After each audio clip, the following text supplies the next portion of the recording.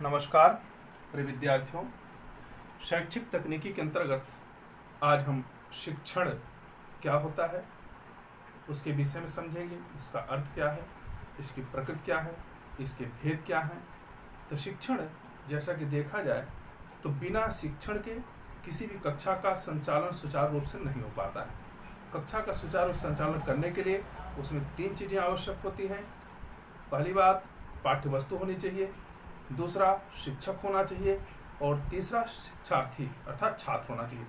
जब तक तीनों वस्तु एक साथ नहीं एकत्र होती हैं तब तक हम किसी भी प्रकार का शिक्षण कार्य नहीं कर सकते।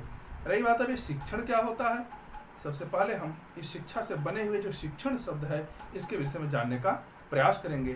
तो शिक्षण से मूल रूप से ये अर्थ प्रयास होता है कि जैसे कोई भी पाठ्य वस्तु है, विषय वस्तु है, जो कुछ हम छात्रों को देना चाहते हैं, प्रदान करना चाहते हैं, अपने विचारों को छात्रों तक पहुंचाने का जो माध्यम होता है, जो हमारे विचार छात्रों तक पहुंचते हैं, वही हमारा शिक्षण होता है।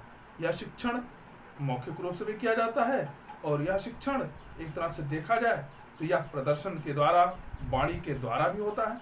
तो शिक्षण क्या है, सबसे पहले आइए हम इस बोर्ड के आधार पर समझने का प्रयास करते हैं। शिक्षण एक प्रकार का पारस्परिक प्रभाव है, माने पारस्परिक यानी इसमें 2 लोग जरूर होने चाहिए, शिक्षक और शिक्षार्थी, जिसका उद्देश्य है दूसरे व्यक्ति के व्यवहारों में वांछित परिवर्तन लाना। अर्थात शिक्षण का मूल उद्देश्य ही होता है कि दूसरे व्यक्तियों अर्थात छात्रों के अंदर वांछित व्यवहार परिवर्तन करना। अर्थात जब बालक कक्षा में आता है तो वह उस विषय वस्तु से बिल्कुल अज्ञान अनभिज्ञ होता है, लेकिन शिक्षक जो होता है वह उस विषय वस्तु से अपने छात्रों को एक तरह से अधिगमित करता है, जिससे वह विषय वस्तु को सीख लेते हैं। लेकिन अधिगमित करने की जो प्रक्रिया होती है वही शिक्षण कहलाती है, यह गेज के अनुसार बताई गई है। दूसरी परिभाषा है दूसरों को सीखने के लिए शिक्षा निर्देश देने तथा अन्य प्रकार से उन्हें निर्देशित करने की प्रक्रिया को शिक्षण कहा जाता है। कहने का प्राय है कि जब हम किसी चीज को, किसी विषय वस्तु को, पाठ्य वस्तु को एक शिक्षक कक्षा में अपने छात्रों को बताना चाहता है तो वह एक तरह से निर्देशन का कार्य करता है, वह एक गाइडेंस, इंस्ट्रक्शन का कार्य करता है। बिना इंस्ट्रक्शन के, बिना गाइडेंस के, बिना संवाद के वह अपने उस कार्य को पूर्ण नहीं कर सकता। इसलिए यह एक निर्देशित क्रिया के रूप में मानी जाती है। अर्थात शिक्षक निर्देशन के पूर्व विषय वस्तु को अच्छी तरह से तैयार करता है, उसका एक प्लानिंग करता है, उसके तहत वह शिक्षण विधियों का चयन करता है, तत्पश्चात वह कक्षा में अपने उस विषय वस्तु को छात्रों के समक्ष प्रस्तुत करने का प्रयास करता है। तो इससे यह सिद्ध होता है कि अगर शिक्षण करना है या शिक्षण तभी संभव है जब कम से कम एक शिक्षक और एक छात्र कक्षा में उपस्थित जरूर हो। नहीं कक्षा में है, औपचारिक रूप से नहीं है, अनौपचारिक रूप से कहीं पर भी अगर शिक्षण कार्य करना है तो उसके लिए 2 लोगों की आवश्यकता नितांत आवश्यक है, जिसमें से एक शिक्षक और दूसरा छात्र, एक सीखने वाला दूसरा सिखाने वाला। जब तक ये दोनों नहीं है तब तक ये पारस्परिक अंतःक्रिया हो ही नहीं सकती, इंटरेक्शन हो ही नहीं सकता। इसलिए शिक्षण में 2 तत्वों को बिल्कुल निर्धारित किया गया है, एक शिक्षक और दूसरा छात्र। लेकिन अगर पाठ्यक्रम को ना रखा जाए तो शिक्षक छात्र को क्या बताएगा, छात्र क्या चीज सीखेगा। इसलिए पाठ्यक्रम को मिला करके इसको एक त्रिध्रुवी, 3 डायमेंशनल प्रक्रिया के रूप में, प्रोसेस के रूप में माना जाता है। तो शिक्षण एक तरह से विज्ञान भी है, शिक्षण दूसरी तरह से कला भी है। शिक्षण कला और विज्ञान दोनों है। आइए उसकी प्रकृति को देखते हैं, नेचर को देखते हैं। शिक्षण एक आमने सामने होने वाली प्रक्रिया है जिसमें छात्र व शिक्षक आमने सामने बैठते हैं। अर्थात शिक्षक होता है, दूसरी तरफ छात्र होता है, दोनों एक दूसरे के सम्मुख होते हैं, परस्पर एक दूसरे को देखते हैं और सुनते हैं। इसलिए यह आमने सामने होने वाली क्या है, प्रक्रिया है। शिक्षण की प्रकृति कलात्मक तथा वैज्ञानिक दोनों ही है। शिक्षण नियोजन तथा मूल्यांकन क्रियाओं की प्रकृति वैज्ञानिक अधिक है। कहा जा रहा है कि जो शिक्षण नियोजन अर्थात प्लानिंग या इवोल्यूशन की प्रक्रिया होती है वह ज्यादा से ज्यादा क्या होती है, साइंटिफिक होती है, वैज्ञानिक होती है, जबकि शिक्षण का प्रक्रिया पक्ष कलात्मक होता है। क्यों? क्योंकि शिक्षण को जब एक शिक्षक करता है, उस टीचिंग प्रोसेस को लेता है, तो उसमें उसके हाव भाव, कलात्मक भाव ही प्रदर्शित होते हैं विषय वस्तु को प्रदर्शित करने के लिए, जो उसके अशाब्दिक या शाब्दिक व्यवहार होते हैं वही क्या है, एक तरह से देखा जाए तो कलात्मक पक्ष है, जिसमें शिक्षक अपने कौशल का प्रयोग करता है। अर्थात शिक्षक के पास अपनी विषय वस्तु को प्रदर्शित करने के लिए बहुत से कौशल होते हैं। वह उन विषय वस्तुओं को, जैसा कि पहले हमने वीडियो में बताया था कि वह हार्डवेयर, सॉफ्टवेयर अर्थात यंत्रों का भी उसमें प्रयोग कर सकता है। कुछ चार्ट, मॉडल इत्यादि का प्रयोग करके वह अपनी विषय वस्तु को सरल से सरल, आकर्षक से आकर्षक, रुचिकर, अस्त्रानुकूल बना सकता है, जिससे उसका शिक्षण प्रभावशाली हो सके। शिक्षण एक अंतः प्रक्रिया है जो शिक्षक तथा छात्रों के मध्य विशेष कार्य के लिए संचालित होती है। अर्थात एक इंटरएक्शन प्रोसेस है, अंतः प्रक्रिया है।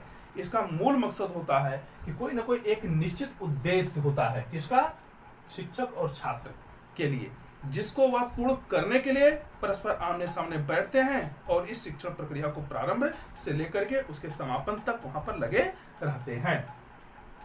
शिक्षण एक सोद्देश्य, सामाजिक, व्यावसायिक, विकासात्मक, तार्किक एवं एक त्रिध्रुवीय प्रक्रिया है। कहने का प्राय है जो शिक्षण है यह एक सोद्देश्य प्रक्रिया, सोद्देश्य से प्राय है कि इसका एक उद्देश्य निश्चित होता है।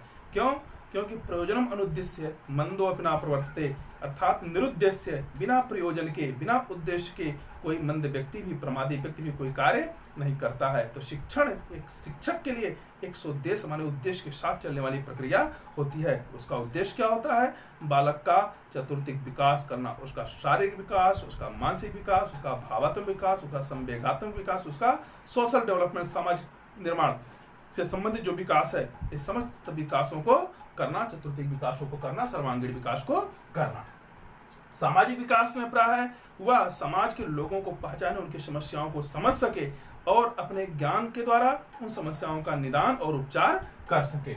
व्यावसायिक अर्थात शिक्षण एक व्यावसायिक प्रक्रिया है जिससे हम अधिक से अधिक लोगों को शिक्षित करके धनार्जन भी कर सकते हैं। इसी के संदर्भ में आजकल तमाम विद्यालय खोले जा रहे हैं, तमाम प्रकार की कोचिंग संस्थाएं खोली जा रही हैं, एक व्यवसाय के रूप में, प्रोफेशनल के रूप में।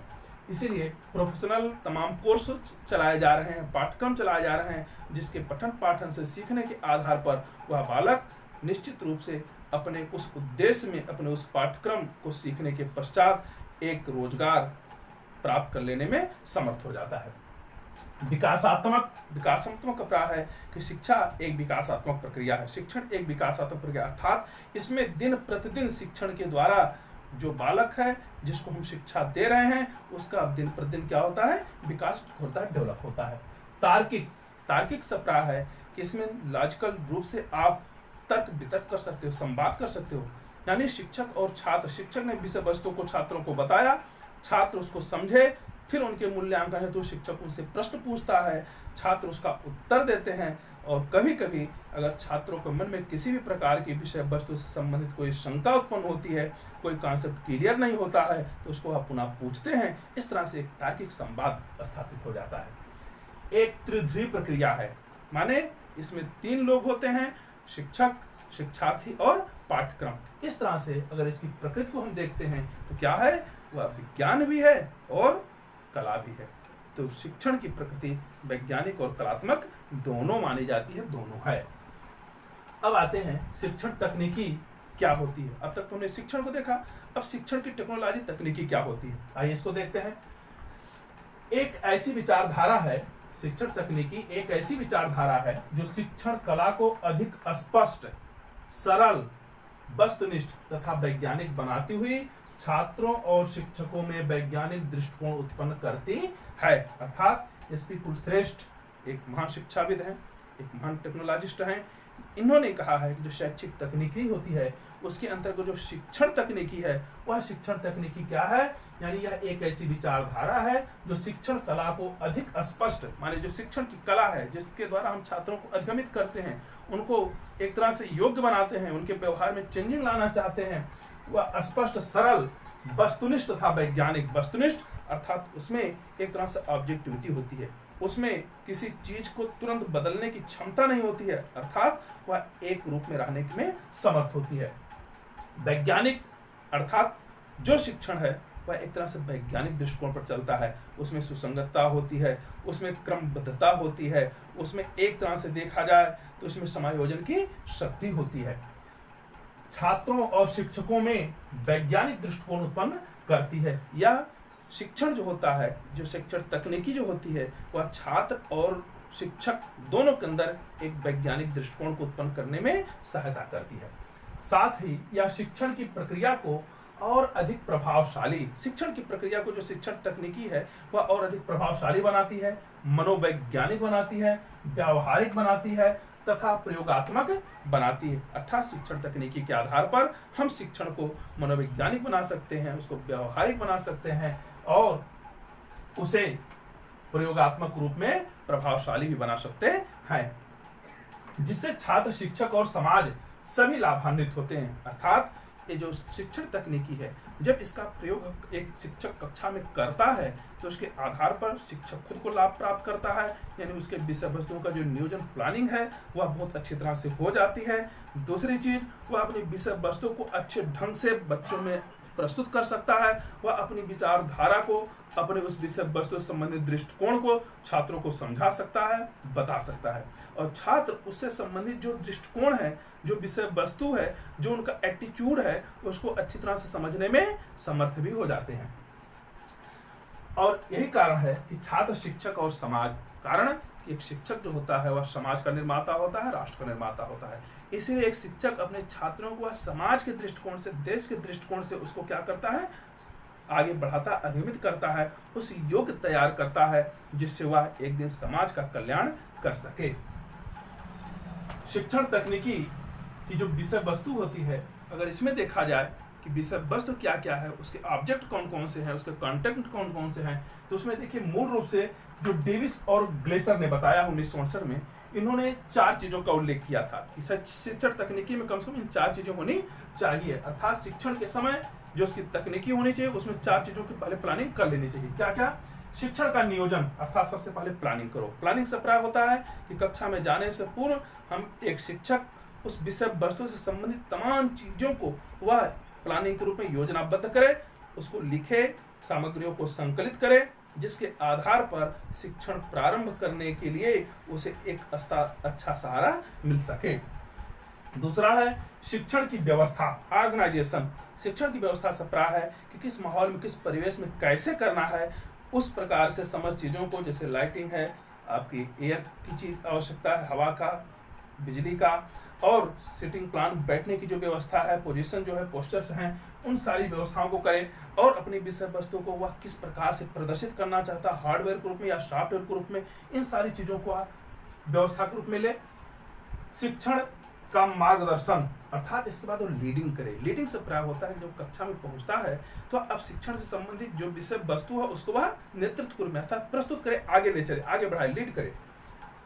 शिक्षण का नियंत्रण, और जब कक्षा में है उसकी प्लानिंग हो चुकी, उसका ऑर्गेनाइजिंग हो गया और लीडिंग चल रही है, तो ऐसी अवस्था में एक शिक्षण को कंट्रोल करने के लिए, नियंत्रण करने के लिए वह विषय वस्तु से संबंधित तमाम मेथड को लागू करे, जिससे उसका शिक्षण प्रभावशाली हो, विषय वस्तु का जो अधिगमन है, लर्निंग है, वह बच्चों के लिए काफी उपयुक्त हो और उसको सीख करके वे अच्छा से अच्छा अपना रिस्पांस, अनुक्रिया व्यक्त कर सकें।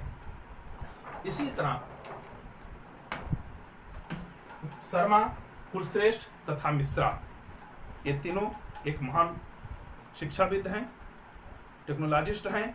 इन्होंने भी शिक्षण तकनीकी को 14 भागों में विभाजित करने का प्रस्ताव रखा।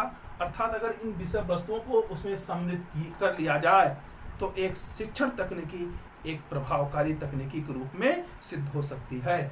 जैसे हम एक नजर इस पर देखते हैं कि इनकी क्या क्या प्लानिंग है। इसमें शिक्षण का नियोजन करना, सबसे पहले इन्होंने कहा कि हमें अगर शिक्षण कार्य को करना है तो पहले उसकी प्लानिंग की जाए, विषय वस्तुओं का अच्छी तरह से योजना बनाई जाए, शिक्षण व्यवस्था और उस योजना के आधार पर शिक्षण को कैसे प्रदान करना है उसकी व्यवस्था बनाई जाए, शिक्षण मार्गदर्शन, इसके बाद शिक्षण के लिए मार्गदर्शन जो होता है, गाइडेंस जो होता है, उसको हमें ध्यान में रखना पड़ेगा, शिक्षण का नियंत्रण अर्थात उसमें जो कंट्रोलिंग होती है, हम कैसे कैसे शिक्षण को रिटन मेथड से या लेक्चर मेथड से अथवा जो फीडबैक या रेनफोर्समेंट मेथड से या उनका कॉम्प्रिहेंसिव टेस्ट के द्वारा किस प्रकार से कंट्रोलिंग करेंगे, इस पर विशेष ध्यान देना।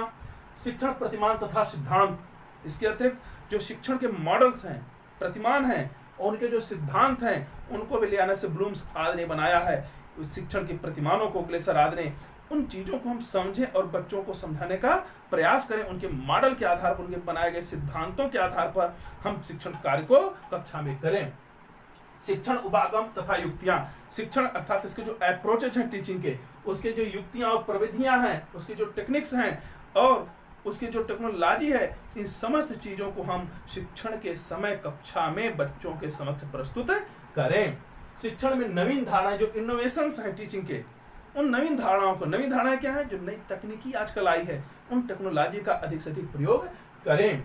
सीखने के सिद्धांत और जो थ्योरीज ऑफ लर्निंग हैं, जिसमें थॉर्नडाइक हैं, कोहलर हैं, इन लोगों को विशेष रूप से हम समझें और उनके सिद्धांतों, स्किनर आज के सिद्धांतों के आधार पर, हल आज के सिद्धांतों के आधार पर उस सिद्धांतों का हम प्रयोग भी कक्षा में करें, जिससे बच्चे सीख सकें, अंतर्दृष्टि का प्रयोग कर सकें, व प्रबलन का प्रयोग कर सकें। शिक्षण प्रक्रिया तथा शिक्षण छात्र संबंध, शिक्षण की जो प्रक्रिया, जो टीचिंग की प्रोसेस है उसको, तथा जो शिक्षण और छात्र का संबंध है, इनको भी मजबूती से वहां पर व्यक्त करें। कारण कि शिक्षण की प्रक्रिया में अगर छात्र आपका सहयोग नहीं करते हैं तो शिक्षण रुचिकर नहीं हो पाता।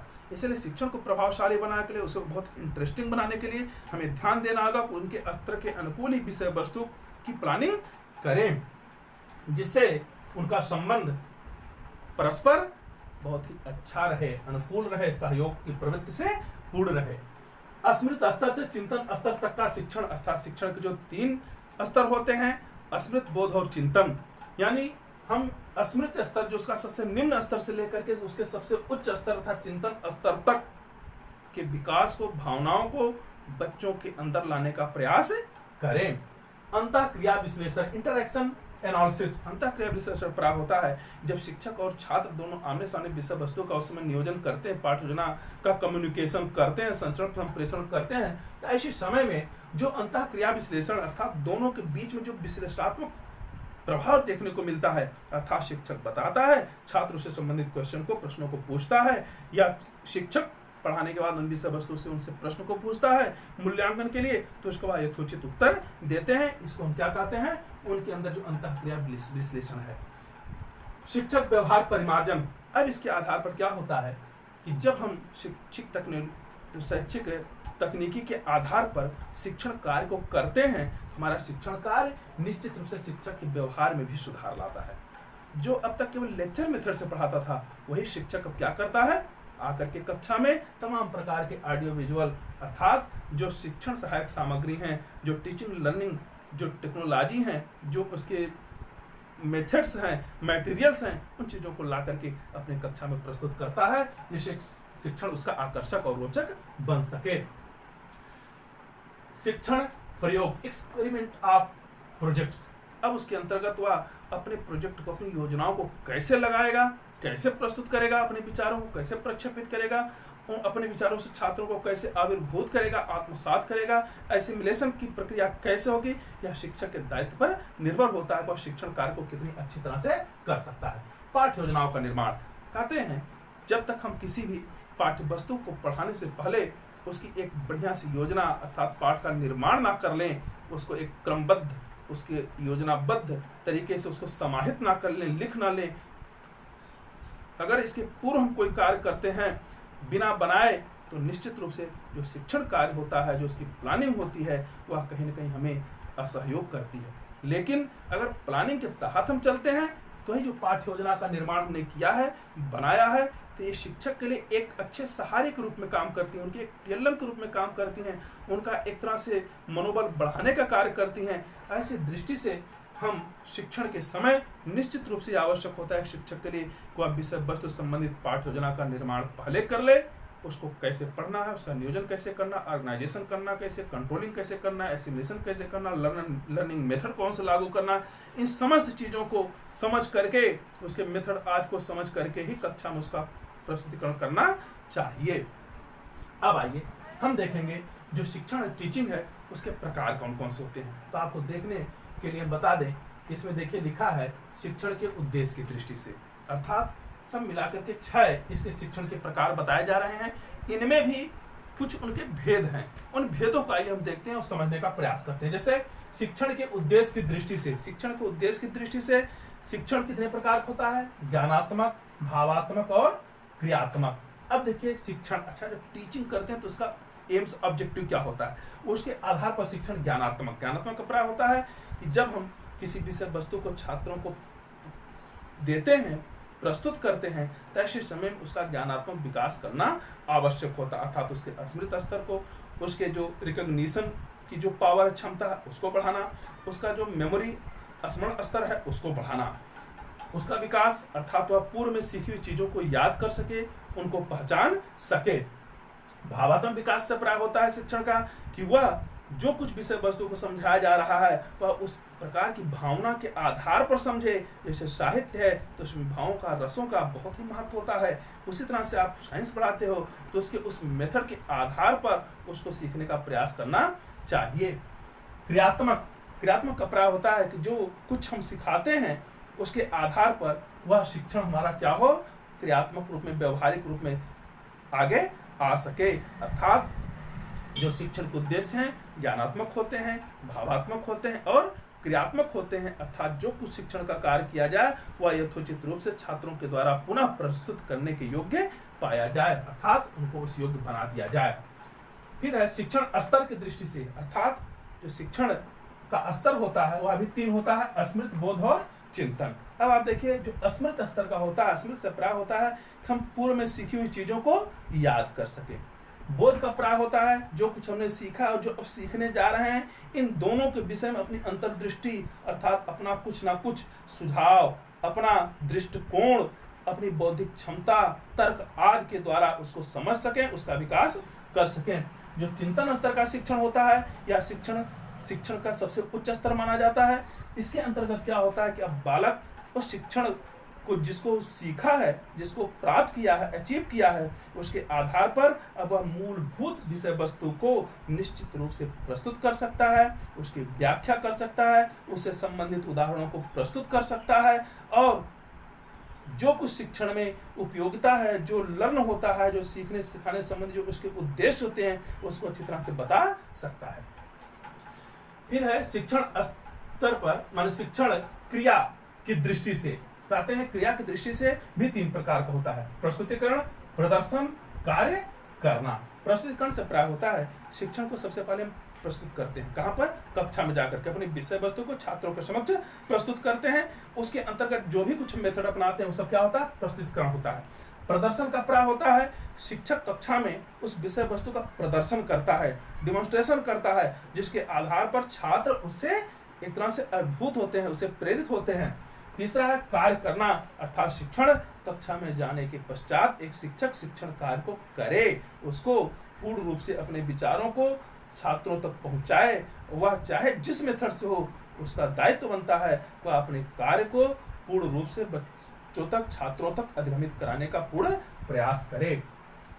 शासन की दृष्टि से जो शिक्षण होता है वह एकतांत्रिक, प्रजातांत्रिक और हस्तक्षेप रहित 3 प्रकार का होता है।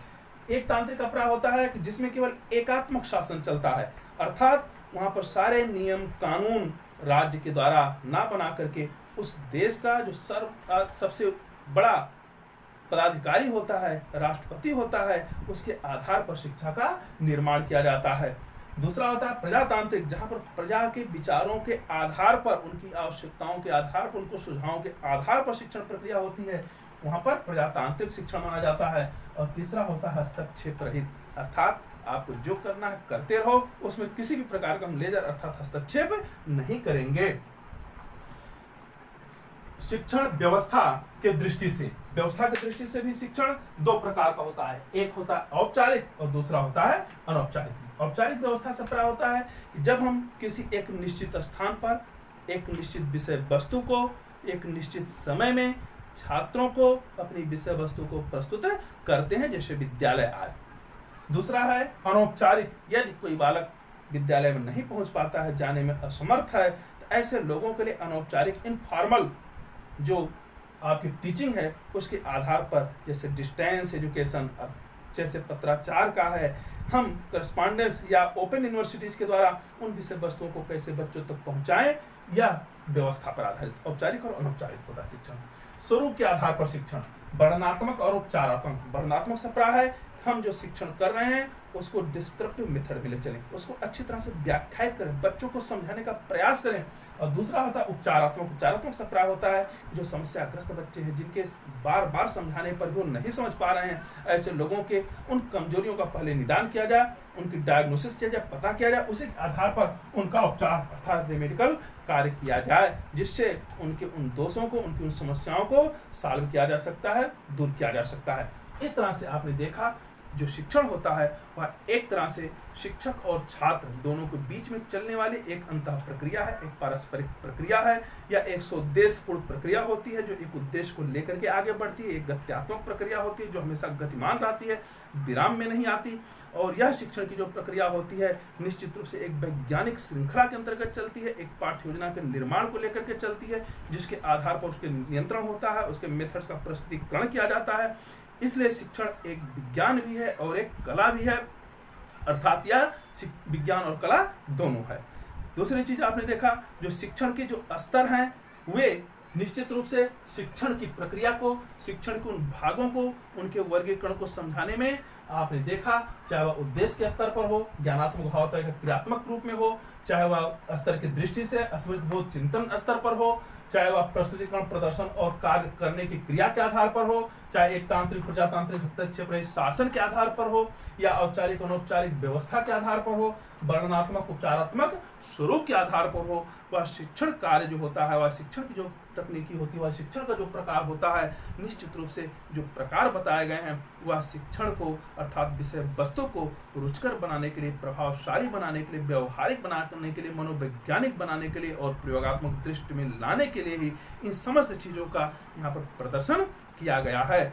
और रही बात शिक्षण तकनीकी की, तो शिक्षण तकनीकी से अभिप्राय है कि जो कुछ शिक्षक अपने विषय वस्तु को कक्षा में संप्रेषित करने के लिए जाता है तो उससे संबंधित जो टेक्नोलॉजी है जिसके आधार पर कक्षा शिक्षण को रुचिकर स्तरानुकूल बनाया जा सकता है, उन समस्त दायित्वों को पूर्ति करता, निर्वाह करता है, जिससे उसका शिक्षण रुचिकर, प्रभावशाली और मनोवैज्ञानिक बन पाता है, व्यवहारिक बन पाता है।